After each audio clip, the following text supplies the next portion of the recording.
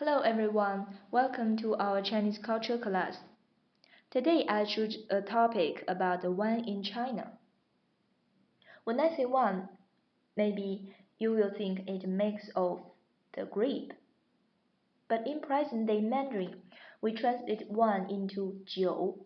Most commonly refers to pure alcohol, hard liquors, and strong rice wine. While wine and beer are distinguished as 葡萄酒 and 啤酒 respectively. 葡萄 here means grape, 啤酒 means beer. However, there are many cultural parallels with the use of wine in European culture. Chinese food employs 酒 in its recipe and the formal dining in an same manner. Likewise, there are many parallels in upper class etiquette and religious observance. It appears prominently in all of the Chinese classics, including The Rise of Zhou and The Record of Rites, and has been a constant theme of Chinese poetry since its origins, all similar to the treatment of wine in Europe. Chinese alcohol predates recorded history. Dried residue extracted from 9,000-year-old pottery implies that early beers were already being consumed by Neolithic peoples in the areas of modern China. Within the Yellow River areas, which gave rise to the Chinese culture, numerous bronze vessels preserved from the later Shang dynasty. At the time, millet was the area's staple grain, and these drinks may have been similar to modern Huangjiu yellow wine. Traditional Chinese historic accounts, such as Sima Qian's records of the Grand Historian, relate various legends and myths concerning the origin of alcohol in China. Huangjiu, or yellow wine, is fermented alcoholic beverage brewed directly from grains, such as millet, rice, and wheat. It's not distilled, but typically has an alcohol content around 15 to 20%. It's usually pasteurized, aged, and filtered prior to bottling. Despite its name, Huangjiu may be clear, beige, or reddish, as well as yellow. And the most popular one in China is Baijiu. Baijiu, we call Shaojiu a lot, is a distilled alcoholic beverage. It's usually sorghum-based, but some varieties are distilled from Huangjiu or other rice-based drinks. All typically have an alcohol content greater than 30% and are so similar in color and feel to vodka that Baijiu is sometimes known as Chinese vodka. There are many varieties, classified by their fragrance, but most are only distilled ones, permitting stronger flavors and scent than vodka. Beer. Modern Chinese beers derive from the Russian and German breweries, established at Harbin and Qingdao. Most are pale lagers, although other styles are available, particularly in brewpubs catering to the expatriate communities in Beijing and Shanghai. And then is the grape wine. The Chinese domestic production within China and is dominated by a few large vineyards, including Changyu Pioneer Wine, China Great Wall Wine, and Dynasty Wine.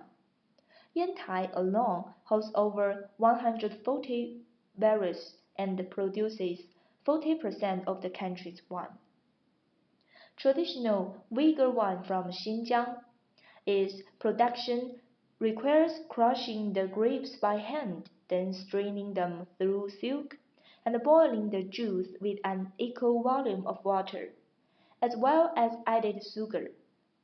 This is cooked until the original volume of the juice is reached and then stored in clay urns along with various flavorings.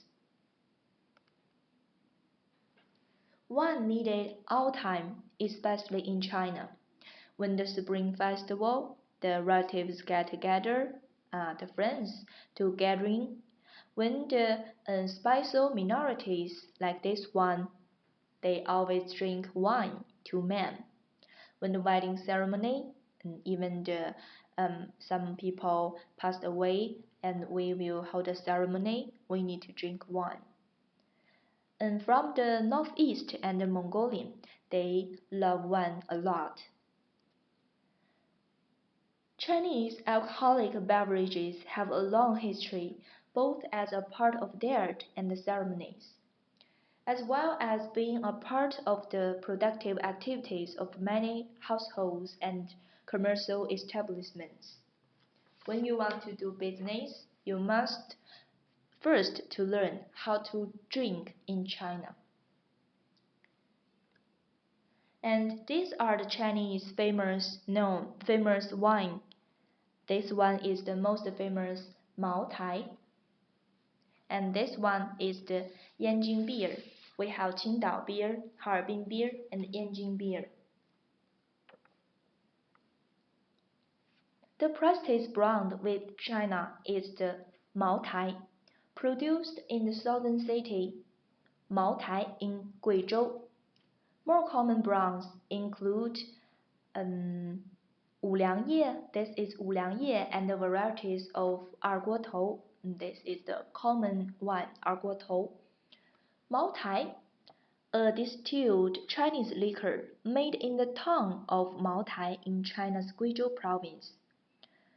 Originated during the Qing dynasty when northern Chinese distillers introduced advanced techniques to local processes to create a distinctive type of baijiu. Thereafter, Mao Tai was produced at several local distilleries. During the Chinese Civil War, People's Liberation Army forces camped at Mao Tai and partook of the local liquor. Following the Communist victory in the war, the government consolidated the local distilleries into one state-owned company, Kuizhou Mao Tai. It became a popular drink at state functions and one of the country's most popular spirits. Mao Tai has been used on official occasions in feasts with foreigner heads of state and distinguished guests visiting China. It's the only alcoholic beverage presented as an official gift by Chinese embassies in foreign countries and regions. And this one, Erguotou, the smaller bottle, is type of baijiu made from sorghum. The most famous brand are Red Star, the headquarters just close to our company, and the New Lanshan is available in various strengths.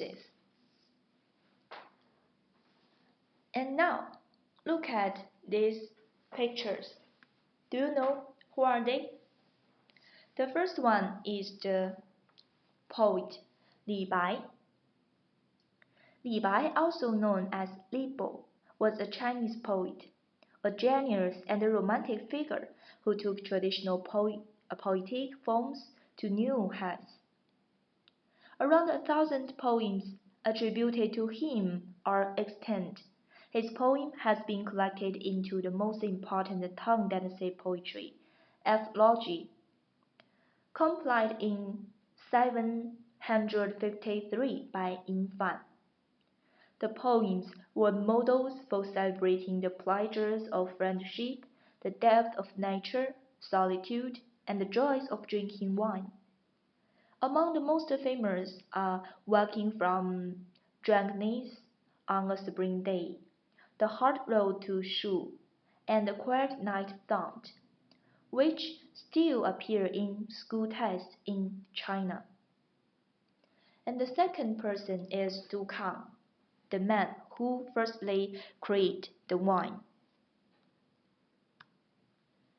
China is among the top 10 wine markets in the world.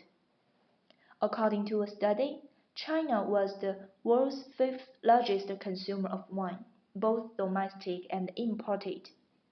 A study by the same organizations revealed estimates that 2.17 billion bottles of wine were consumed in China in 2013, keeping China in fifth place. Since around 2008, many small convenience stores have begun to carry a small selection of wines, with specialty wine shops emerging in cities throughout the country. These specialize in both foreign and domestic brands. Meanwhile, major supermarkets have steadily increased their selection, from several domestic brands to a wide variety of wines from around the world. In addition, plenty varieties of wines are also available through online shops and platforms. Okay, at the end, look at its character. This is the character 1, 九. How to make Chinese characters, how to write, how we create it. One way is the one part is for the meaning, the second part is for the pronunciation. So 九, the left part we call 3 water, means 九 is related to the water, and the right part, the pronunciation is 有, is similar. So we create the character 九 like this. Okay, thank you very much. See you next time.